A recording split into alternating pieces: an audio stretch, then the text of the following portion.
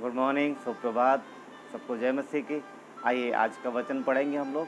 गलातियों के चौथे अध्याय से पढ़ेंगे और ये वचन हम लोग देखेंगे 21 से आगे पढ़ते हैं।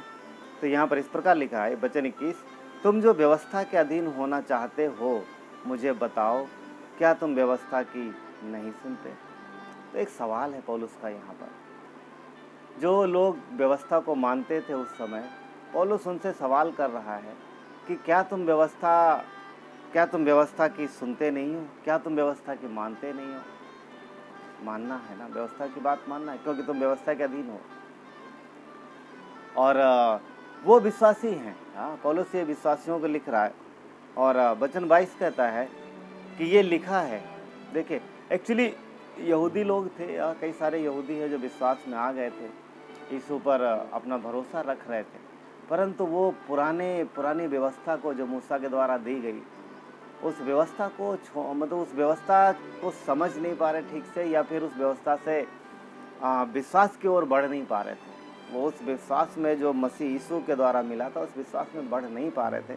तो पौलुस यहाँ कुछ क्लियर करता है। देखिए, वचन 22 में उदाहरण लेता है। वो लिखता है कि ये लिखा है कि अब्राहम के 2 पुत्र हुए, एक दासी से और एक स्वतंत्र स्त्री से। यहाँ अब्राहम के पुत्रों का जिक्र हो रहा कि एक दासी से पैदा हुआ और एक स्वतंत्र स्त्री से। एक्चुअली यहाँ पर अब पौलुस ने इस 2 स्त्रियों का उदाहरण लिया है। 2 स्त्रियों का, एक हाजिरा और एक सारा। सारा स्वतंत्र स्त्री है, वो विवाहिता पत्नी है, परंतु हाजिरा जो है वो दासी है। देखिए वचन 23 क्या लिखा है, परंतु जो दासी से उत्पन्न हुआ वो शारीरिक रीत से जन्मा, और जो स्वतंत्र स्त्री से हुआ वो प्रतिज्ञा के अनुसार जन्मा। दोनों पुत्रों के जन्म के विषय में बात कर रहा है, क्योंकि जो दासी से पैदा होगा, जो जो बच्चा दासी से पैदा हुआ वो दासत्व में जन्मा, क्योंकि व्यवस्था के अनुसार जो दास दासियां होते थे उनके बच्चे जन्म से ही वो दासत्व में पैदा होते थे और वो भी दास होते थे। पौलुस यहाँ पर यही बात लिख रहा है। परंतु कहता है जो स्वतंत्र स्त्री से पैदा हुआ वो स्वतंत्र है, वो फ्री है। वो फ्री है। यहाँ पर दासत्व, गुलामी और स्वतंत्रता की बात हो रही है। ये आत्मिक स्वतंत्रता की बात कर रहा है यहाँ पर, क्योंकि यहूदियों में ये विचार बड़ी मजबूती से था और इससे बाहर नहीं निकल पा रहे। उन्हें हथकड़ी नहीं लगी थी, किसी की शारीरिक रूप से गुलाम नहीं थे, परंतु वो इन व्यवस्था से बाहर नहीं निकल पा रहे थे और मसीह की स्वतंत्रता को समझ नहीं पा रहे थे। तो पौलुस ने यहाँ पर 2 स्त्रियों का उदाहरण लिया है और वो स्त्री सारा और हाजिरा है। देखिए वचन 24 कहता है, इन बातों में दृष्टांत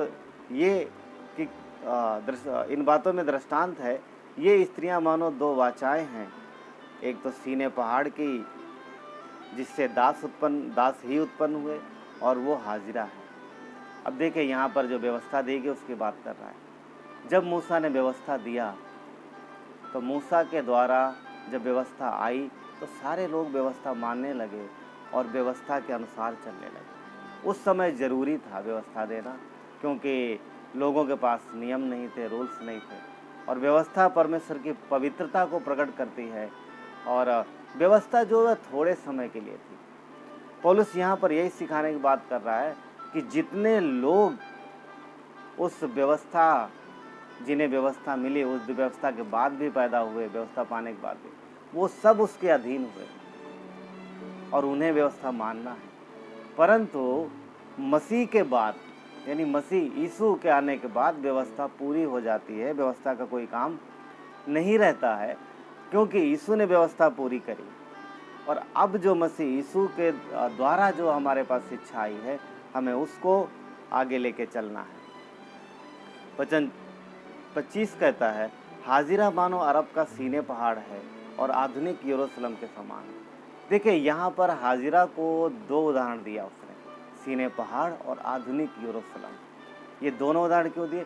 क्योंकि ये दोनों आँखों से दिखाई देते हैं, तो दोनों शारीरिक हैं। सीने पहाड़ पे जो व्यवस्था मिली है वो परमेश्वर की ओर से दी गई उनकी आत्मिक उन्नति के लिए, परंतु वो सीने पहाड़ की बात कर रहा है कि वो शारीरिक रूप है, वो शारीरिक कामों को प्रकट करता है। और जो ये आधुनिक यरूशलेम, मतलब जिस यरूशलेम में हम लोग रह रहे हैं, पौलुस बोल रहा है कि वो आधुनिक है, उसको हम देख सकते हैं, सारी चीज़ें हैं, परंतु इसके आगे का जो वचन है वो बहुत महत्वपूर्ण है। वचन 26 कहता है, परंतु ऊपर की यरूशलेम स्वतंत्र है और वो हमारी माता है। देखिए, ऊपर की यरूशलेम स्वतंत्र है, वो हमारी माता है। 2 स्त्रियों का जिक्र हुआ था, तो हाजिरा को तो उसने क्लियर कर दिया क्या है, सीने पहाड़ के जैसा है, जैसी है, और वो आज का यरूशलेम, आधुनिक यरूशलेम।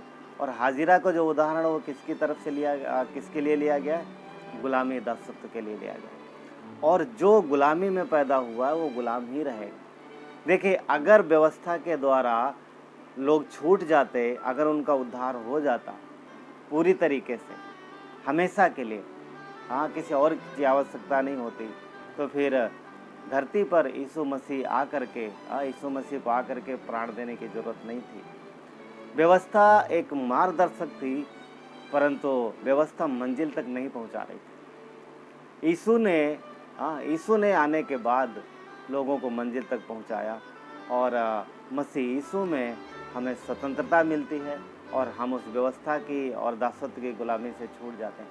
यहाँ पर एक बात है जो मुझे बोलना है, इसी वचन को लेकर के, कौन सा वचन, वचन 26 को लेकर के, ठीक है, वचन 26 को लेकर के कुछ समूह के लोग हैं जो आकर के विश्वासियों को भ्रमित करते हैं कि देखिए यहाँ पे लिखा है कि ऊपर की यरूशलेम हमारी माता है, और वो एक अलग ही ईश्वर की तरफ ले जाते हैं, बोलते हैं कि माता परमेश्वर। कुछ और वचन भी दिखाते हैं वो लोग, और यहीं से ये लोग वचन उठाते हैं। पर ध्यान रखना, 2 स्त्रियों का जिक्र हुआ यहाँ पर, एक हाजिरा, और जो कि जिसके विषय में उदाहरण भी लिया है, सीने पहाड़, और आज जो आधुनिक यरूशलेम है। परंतु जो दूसरी स्त्री है वो स्त्री है सारा, जो स्वतंत्र है, और उसका एग्जाम्पल उसने कहाँ से लिया, ऊपर की यरूशलेम। तो जो ऊपर की यरूशलेम की बात कर रहा है वो सारा का चित्र है। वो बोलता सारा हमारी माता है। क्यों? क्योंकि अगर हम हाजिरा से जन्मे हैं तो हम गुलाम हैं, परंतु यदि हम सारा से जन्मे हैं तो हम स्वतंत्र हैं। 2 बच्चों का जिक्र था। इस्माइल गुलामी में पैदा हुआ क्योंकि वो हाजिरा से जन्मा, परंतु इसहाक स्वतंत्र स्त्री से पैदा हुआ, वो स्वतंत्र था। तो ये उदाहरण है यहाँ पर। इसलिए कई बार इस वचन 26 को लेकर के लोग भ्रमित करते हैं, परंतु ऊपर कोई माता नहीं है। बस परमेश्वर का वचन कहता है कि स्वर्ग में सिर्फ परमेश्वर है, और वो पिता परमेश्वर, जो कि त्रिएक परमेश्वर है, पिता पुत्र पवित्र आत्मा के रूप में है। उसे किसी भी स्त्री की आवश्यकता नहीं है। हाँ, इसलिए जो यरूशलेम है वो सारा का चित्र है, क्योंकि सारा स्वतंत्र थी, और स्वतंत्र स्त्री से जन्मा इसहाक और उसके वंशज, जो कि एक शारीरिक रूप से स्वतंत्र थे, परंतु मसीह यीशु में हमें आत्मिक स्वतंत्रता मिलती है। तो पौलुस यही बताने की कोशिश कर रहा है कि तुम जो कि स्वतंत्र हो, तो तुम व्यवस्था के नहीं, अब मसीह के पीछे चलो। व्यवस्था के कामों से कोई भी अपने आप को स्वतंत्र नहीं कर पाया, ना कोई उद्धार पा पाया पूरी तरीके से।